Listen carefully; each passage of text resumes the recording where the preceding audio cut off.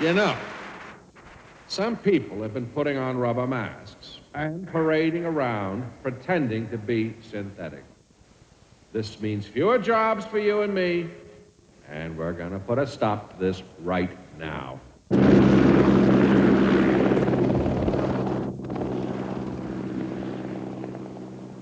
Monte-Carlo on the French Riviera is a world that seems unreal to most of us. A world of sunbathing in February, of casinos and fabulously expensive hotels. But I've come here to visit a world that doesn't exist at all, except in the workings of computers.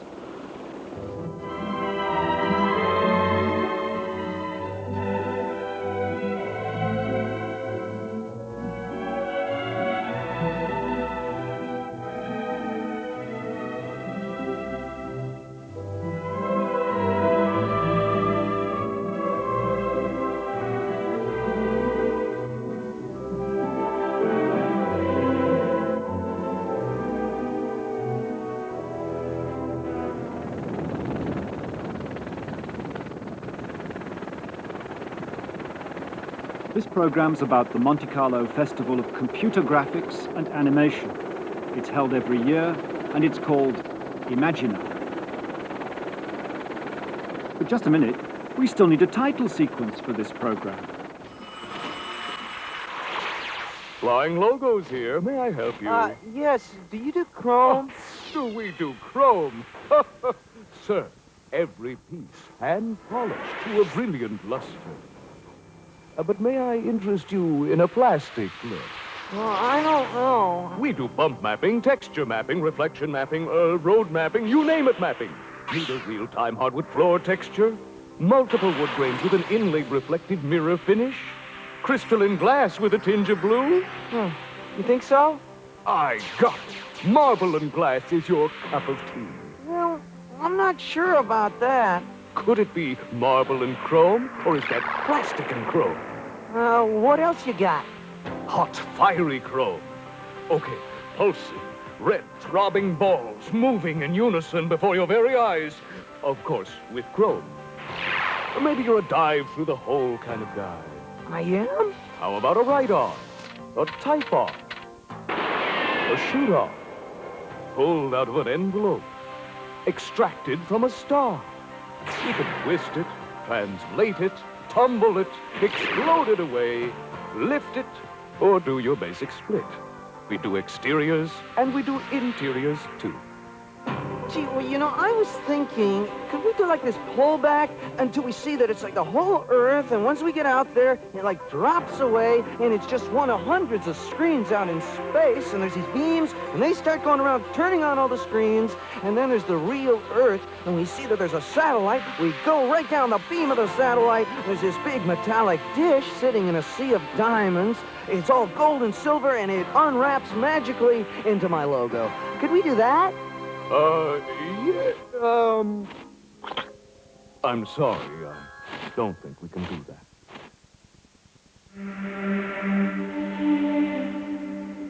Alors, Imagina, vous le savez, c'est le deuxième forum qui existe au monde, après le SIGGRAPH aux États-Unis, où tous les créateurs en images de synthèse et les fabricants de matériel viennent confronter le résultat de leurs travaux chaque année. Imagina, like all the glamorous film festivals, is a competition too. A hologram in a transparent cube is presented to each winner at the end. It's also a conference with serious academic lectures. D'autres actions tout le long de l'année, mais plus spécialement dans le cadre de cette manifestation. But this is a lot more fun than many of the scientific conferences I usually attend. No, I'm an architect, but I want to make movies, video movies and static pictures about architecture. Voilà. Imagina I like very much as a conference because it's they get in, you know, wide range of people in dealing with computer animation and special effects. I mean, you get the technical side of the programs, but also you get like a lot of the animators and filmmakers. And it's interesting too to get the French point of view. Being in America, you're quite isolated. I'm born and raised in Hollywood, and it's hard to be really intellectual when you're born and raised in Hollywood. 2 floors of the conference centre are given over to a display of the very latest computer graphics equipment, which the visitor is encouraged to examine, to play with, and preferably to buy. I feel like a small boy let loose in a room with nothing but crayons, brushes, and pots of paint. Except that when they clear all this away at the end of the week, the walls won't be covered in coloured splotches. You will make a flat square in 2D, and afterwards we will extrude it and so on to make something in 3D. To extrude from a flat picture to make it three-dimensional. Okay, what do I do to start? Well, go ahead. What do you mean? Well, you take this as a pencil, and you control that on your screen here. And you click when you want to pick one point. Okay? One corner of the cube. One corner of the cube, that's right. Okay, what about there? Now you go down. All right, making the corners. Right, that's okay. A square.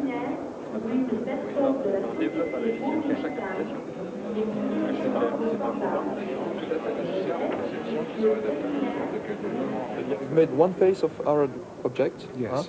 And we are going to try to extrude it. You do it directly on the screen. So choose when you think it's okay. Looks just reasonable, like that. Okay, just right, and that's it. You've got your cube. Fantastic. Okay. Yes. And if you want to make a zoom, it's this one here. Zoom in and out. Yes. No, this one. That's right. Yes. Okay. Oh, that's wonderful.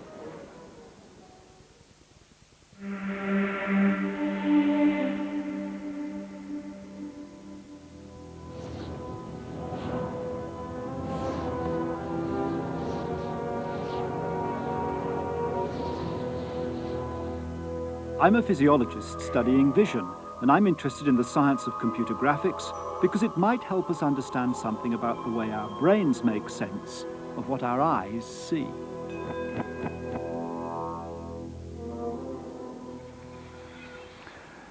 Even when we look at the real physical world, we're creating our perception of it inside our heads. Although our visual perception seems to be almost instantaneous and certainly effortless, in fact, it's an incredibly complex process. All that we know about the world out there is the flat picture of it that's formed on the retina of the eye. Our brains have to analyze that picture and, knowing the geometry of the world, come up with some kind of guess about the nature of the physical objects out in space. I mean, take something like this cube here. Now, if you were to look at that cube straight on, all that you could see of it is one square, flat surface. In fact, if that's all you knew about it, you wouldn't even know that it's a cube at all. But from other viewpoints, you can see the other faces. Now, they may look to you to be square, but if you think about it, the image that's formed of each surface is not a square because of the laws of perspective, it's actually a trapezoid. And your brain's able to make use of those shapes to calculate the fact that this is a cube. Well, if it's complicated for something simple like a cube, imagine what it's like for a teapot. That doesn't have any flat surfaces. It has a very complicated form. You view it from different positions, the shape changes all the time, yet it appears to you to be a single, solid, three-dimensional object. Well, if our real view of the outside world is created from flat images, wouldn't it be possible to create an imagined world, just by giving to the eyes the same flat images that they would actually see if they were to view the solid objects in that imaginary world? That's what Renaissance painters struggled to find a systematic way of doing, presenting a flat image on canvas, which the brain would interpret as a view of something real. Nearly 500 years after Dürer, the technology is different, but the rules are just the same. Well, the same, but for one basic idea. A painter tries to create an image that will look like an object. With a computer, you invent the object and use the laws of physics and geometry to show you what you would see if the object were real.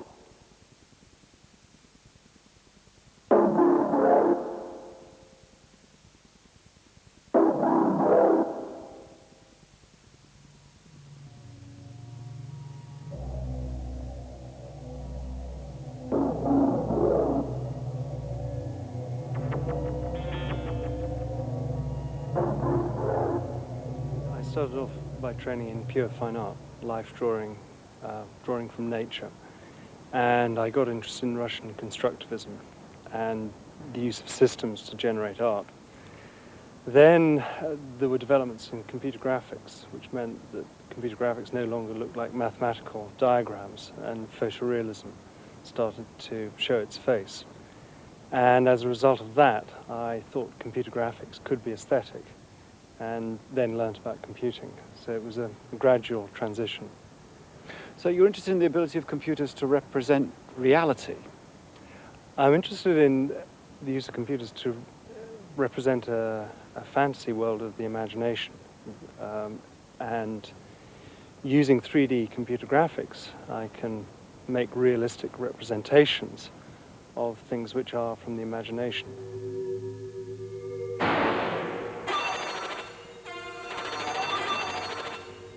What I'm saying is that you give the objects a number of visual cues, such as 3D texturing, lighting, cast shadows, blending, different graphics techniques that make the viewer think what they're looking at is real, but in point of fact it's outside their frame of reference.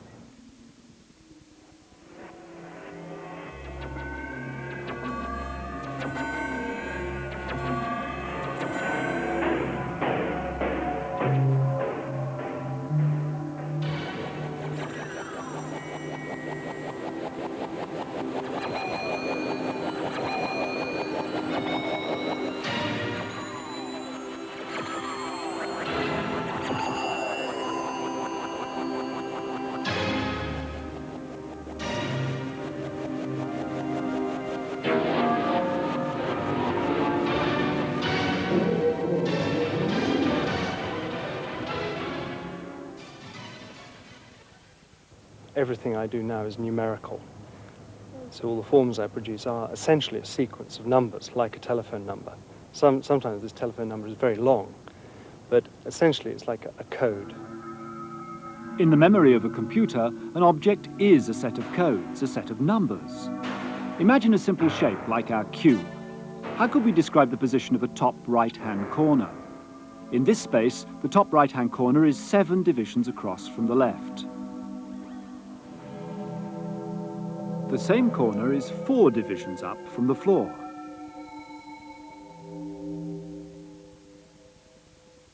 And the same corner again is 7 divisions forward from the back. 7 across, 4 up, and 7 forward. 3 numbers to describe the position in space of each of the 8 corners, making 6 faces or polygons. And it takes no more than school maths to work out where the rays of light from each corner to the viewer's eye would cross the screen for any point of view. More complex shapes can be broken down into individual polygons.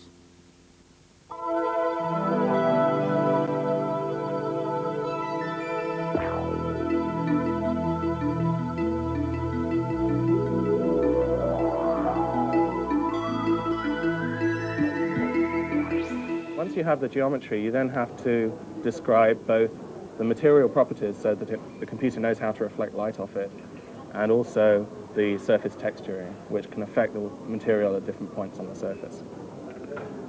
And then the final thing, you have to simulate a camera which projects things into perspective and does other things like depth of field and shadowing and other optical effects which are familiar from photography.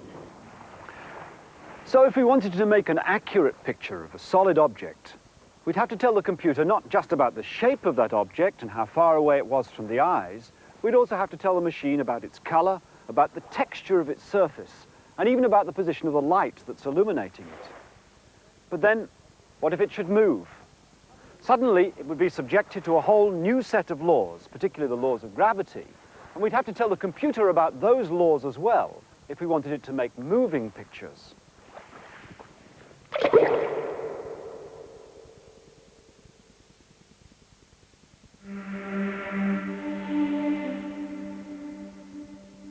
There's a big debate in computer graphics between the self-proclaimed animators and the self-proclaimed simulators, and the simulators try to model the physics of the system as accurately as they can, and then solve differential equations or whatever to compute the motion from the forces that they've specified.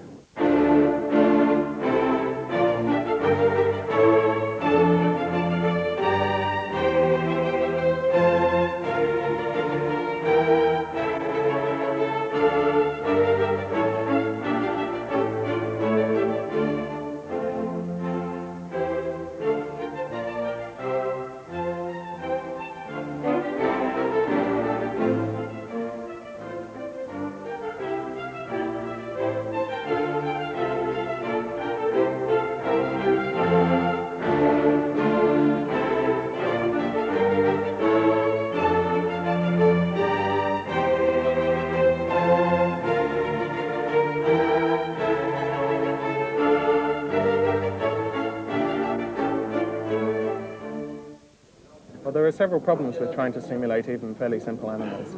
One is the internal structure of it and the way that this controls the mechanical properties of, say, the muscles. Then another problem is the way in which such a thing would interact with its environment.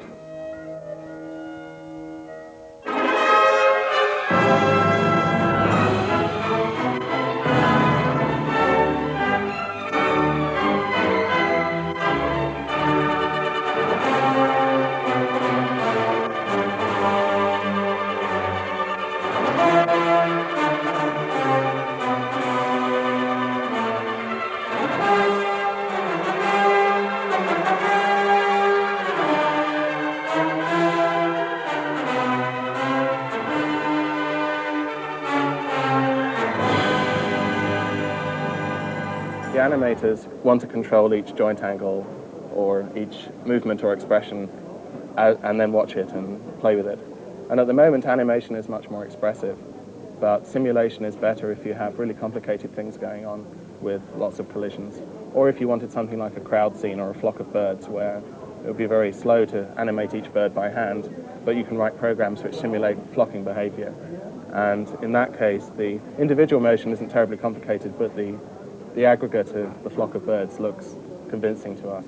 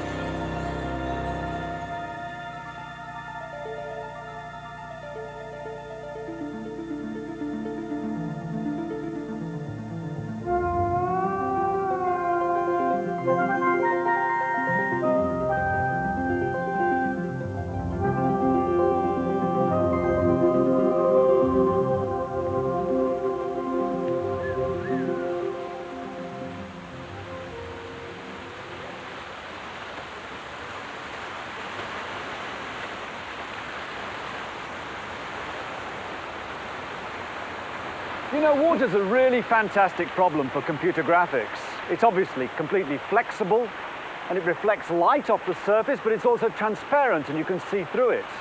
But at least it obeys the laws of physics. In principle, we should be able to predict exactly what happens to a drop of water falling from the top of this fountain down to the bottom.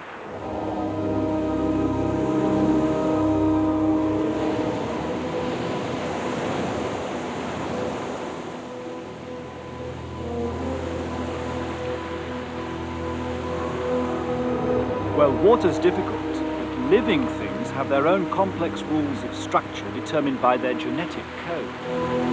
So how can we begin to analyze the shape and the growth of a plant?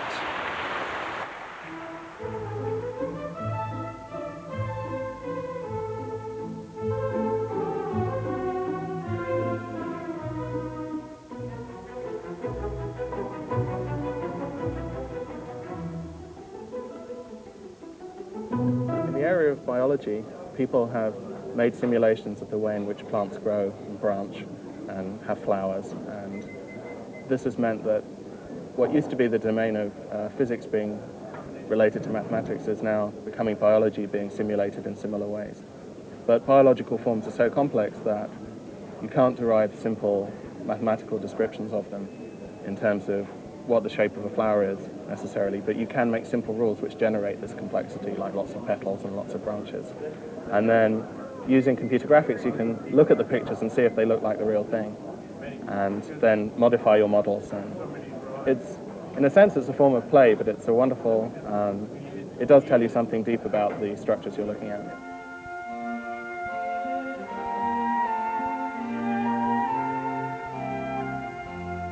Well, we're working in conjunction with a group of biologists, and we're trying to work on simulation of development of plants.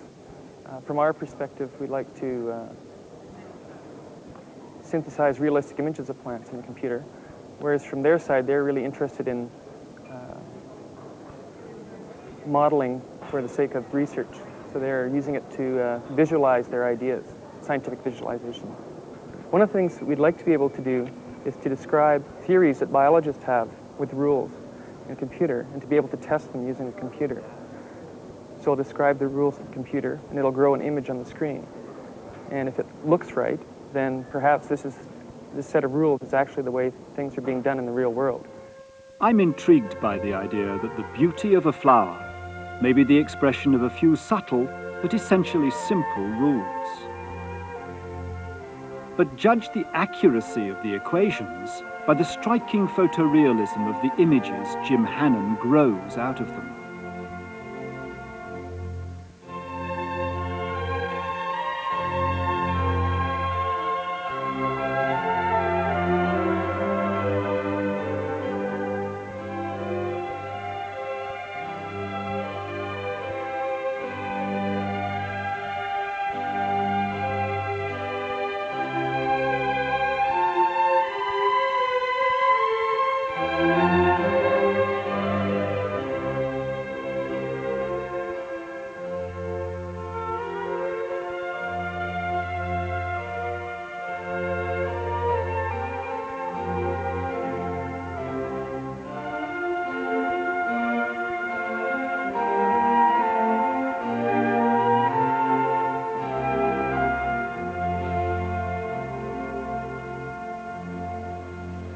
But you can't create a whole landscape by building a complete mathematical world inside a computer and then looking at it.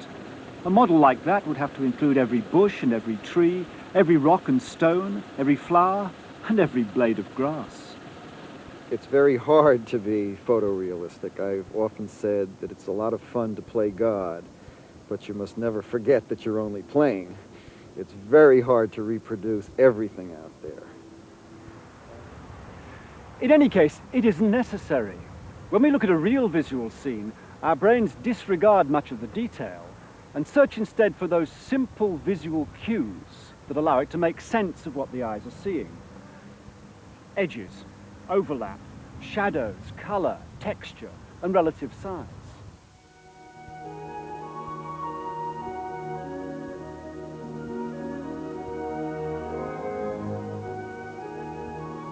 Painters have long known how to give a convincing impression without including every detail.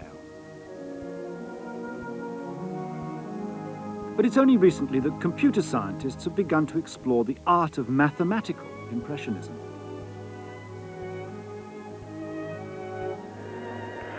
Once gear down, full stop. In a flight simulator, the pictures have to be produced fast enough to respond to the pilot's every movement of the controls. It means building up a complete new image 25 times every second. I developed techniques that were driven by economy for flight simulator displays, and the economy dictated that I could not put in every detail, every leaf of every tree, that I had to use broad brush strokes. And then the more I thought about my own work, and with an interest in art, I started looking at art more critically and with greater interest. I discovered that the great Impressionist painters that I'd always enjoyed and admired had essentially been doing the same thing, So that gave me an added impetus to pursue this approach even more, to try and capture more of the essence without putting in the fine detail. And it has evolved to the point where I can generate fairly complex and varied landscape scenes entirely with mathematical functions that are fairly simple. They have the capability of creating terrain elevation, adding clusters of trees onto the terrain, putting clouds in the skies above the terrain and trees, and adding even a suggestion of shadows. I want to continue on with the landscapes to try and make them better and better, continued pursuit of nature, I guess, to make it more and more like the real world, which I find extremely beautiful. I guess I'm in love with the real world, which is fortunate because I'm stuck here.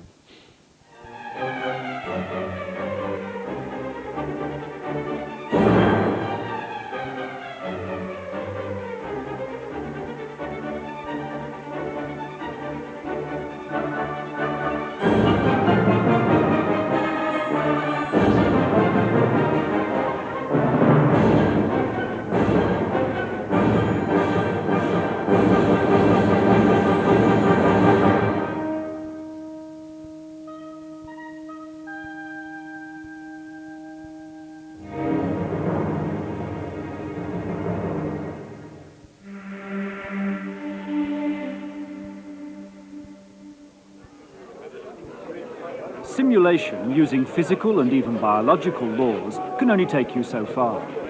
When it comes to animals and people, we don't have complete mathematical rules to describe the way they behave. So first, the basic mechanics of movement have to be got right, mostly by observation rather than by mathematics.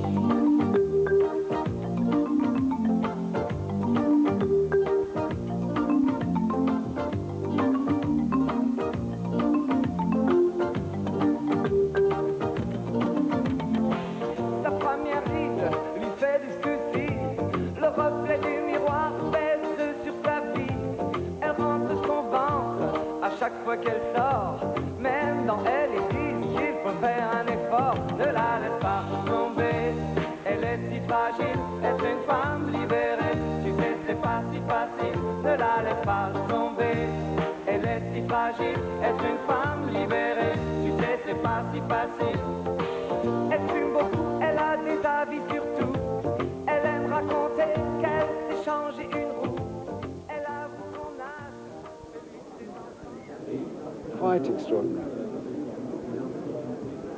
Look at that. Amazing. There are 50 functions. 50 functions. Oh, I want one of these. Terrific. How did they work out the relevant movements of the face? Was it by studying real faces? Yes, of course. It's with martial movement and study what people are talking or smile like this.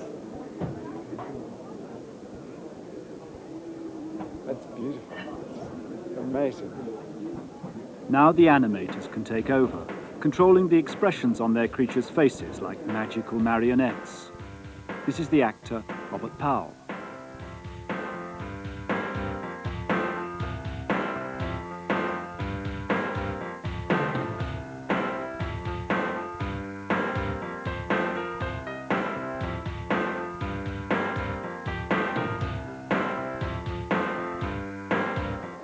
For me, to make an animation film, you know, directing 3D characters, it's a new art. That means that you can direct people and give a new look, a new movement, not only just a picture. A picture for me is poor, but if you can make a film changing the reality and giving another look, something else, it's really like a moving art.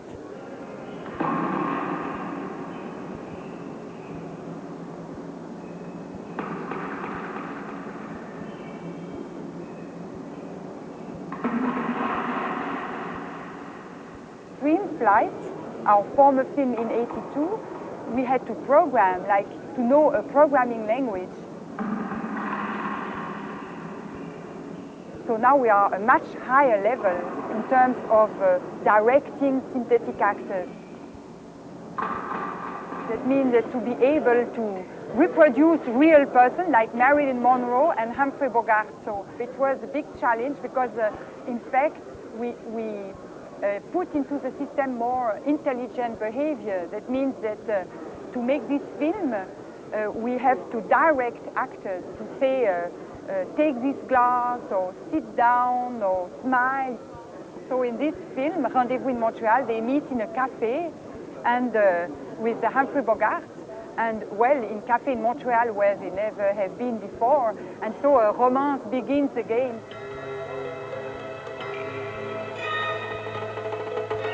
Why such a stone face?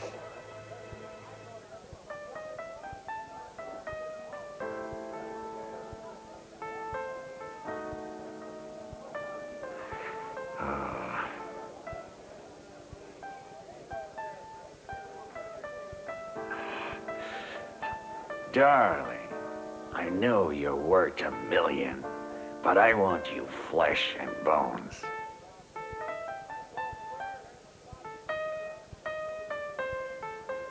All right, sweetheart. I love you. Mwah.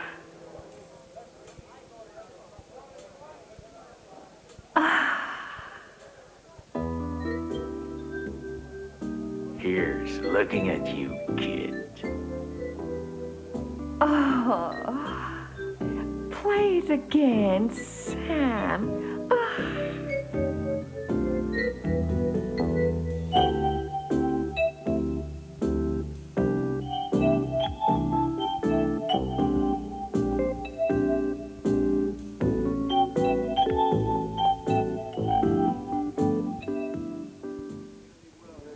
As computers and their software develop, the realism of the images is bound to improve. But will anybody ever learn how to conjure a convincing performance out of their creations? If anybody does, it's unlikely to be a computer scientist, but a specialist in the art of breathing life and character into the unlikeliest of objects.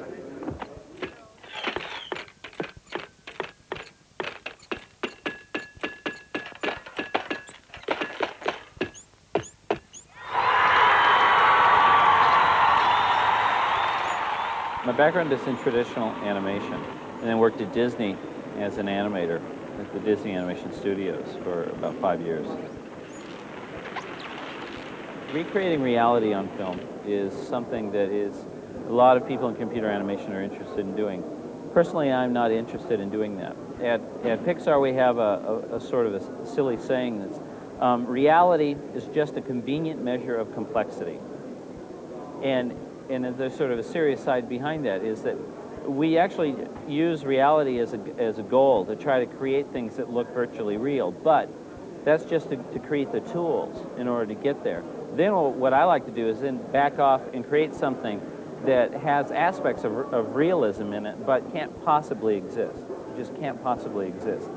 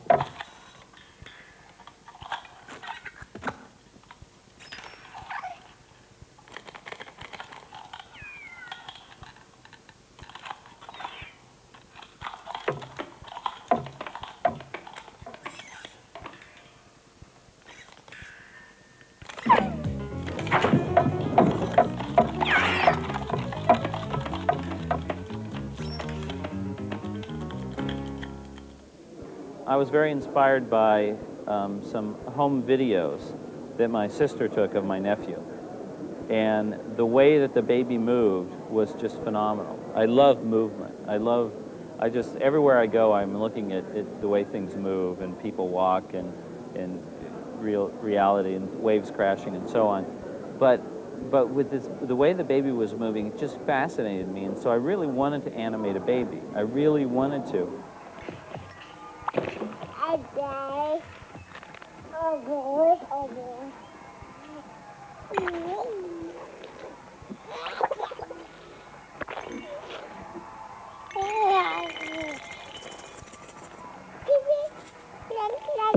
The toy was much easier to create with a computer than the baby was, because in a way it's what the computer can do best. The computer can do these geometric shapes. It can do sort of rigid things. It can do, very colorful, shiny, objects. I mean, to reproduce with a computer just the way the skin looks, the way the light reflects off of it and so on, is a very difficult thing to do. But, freshly painted enamel, tin is great.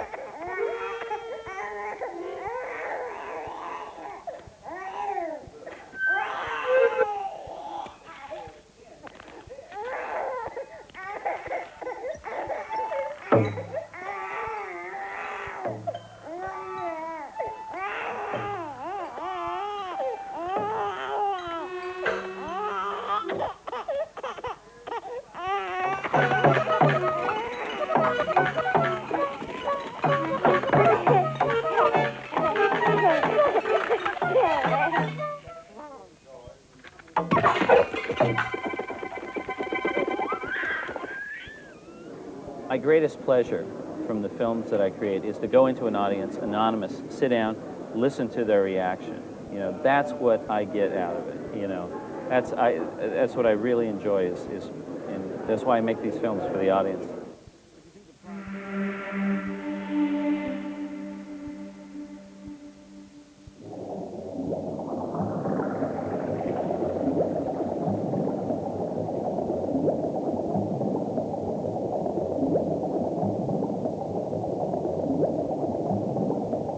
What we're looking at is a world on the other side of the viewing screen, an imaginary space in which the laws of physics can be just about anything we want them to be. Gravity, we can abolish it.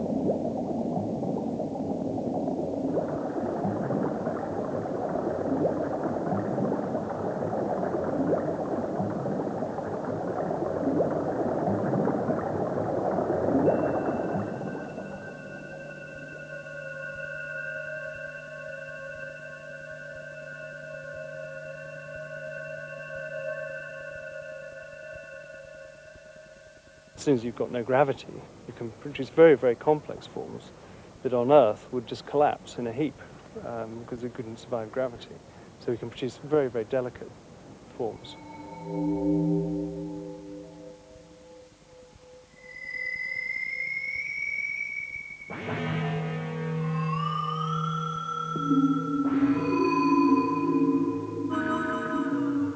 I suppose some people feel that because you can't actually touch the object, this is a disadvantage. I don't feel this. I think the way we perceive the world now is largely through a television set. We don't actually have to reach out and touch, which is what's on the TV screen. We just believe it. That realization can have surprisingly practical consequences.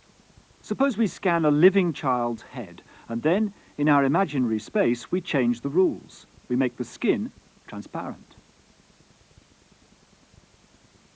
A patient had a bad hip fracture from an auto accident, and the original diagnosis was that the fractures were too severe and there were too many pieces that they couldn't put them back together, And what they wanted him to do was lie in bed for 4 months and just let the bones attach where they would, and then he wouldn't walk, but that's the best treatment they could offer him. And then he was brought to Johns Hopkins, and the chief of orthopedic surgery looked at the study, and he saw where all the pieces were and realized what it would take to connect those pieces together to produce a correct hip. And then in 2 months later, he had full mobility, and in the videotape I showed today, he was doing deep knee bends and has complete recovery. A transparent replica of a human body is one kind of virtual reality. But the dream of some researchers is to pass through the screen into virtual reality themselves, leaving ordinary reality behind. The way that virtual reality works is you cover your sense organs with computerized clothing, so you perceive an alternate reality. Visual images come from a special pair of eyeglasses. You wear these eyeglasses like normal eyeglasses. They are not transparent. They have little televisions in front of each eye. And there's a very fast graphics computer that creates images in front of each eye and creates images at every moment to exactly simulate what you would see if you were inside a simulated world. And the effect is complete. You can enter basically any world and you feel yourself surrounded by it. If you pick up your hand in front of your face, you see a computer version of your hand. You can reach out and feel the world, pick things up. So it allows me to pick up imaginary objects as if they're real. This particular glove is a very simple glove, but the complete glove has tactile stimulators inside the glove so that I can feel things that don't exist as if they're real. This creates a situation that's absolutely extraordinary. We have a medium that's very radical, like a drug experience, but at the same time is objectively real, like the physical world. No more, no less. It's exactly the same. It's completely unlimited, but completely safe, like dreams, and it's composable, like a work of art. It's an intersection of realities that's never existed before.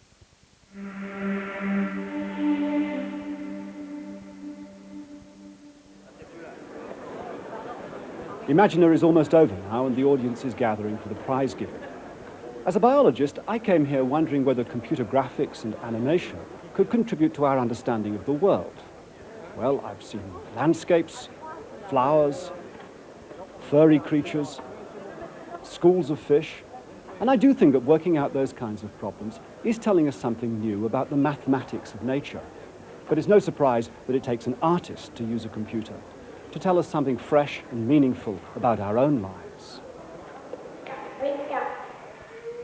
Delegates have been voting all week for their favorite work in each of the 12 categories. One of my choices was Tin Toy, as much for the clever characterization as for the quality of the computer graphics.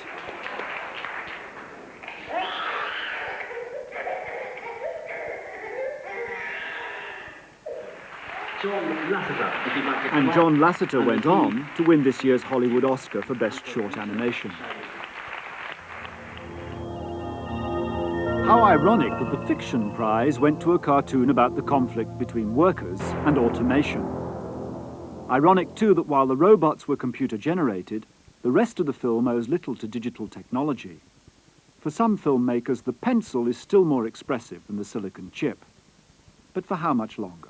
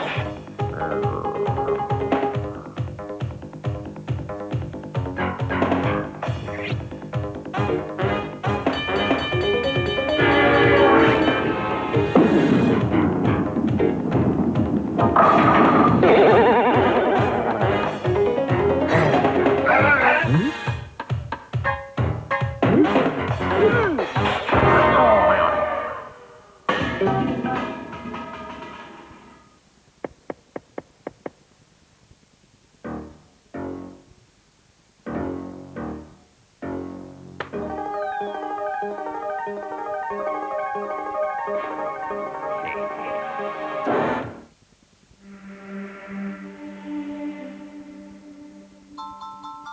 work you've seen so far has all been generated using very expensive professional computer systems.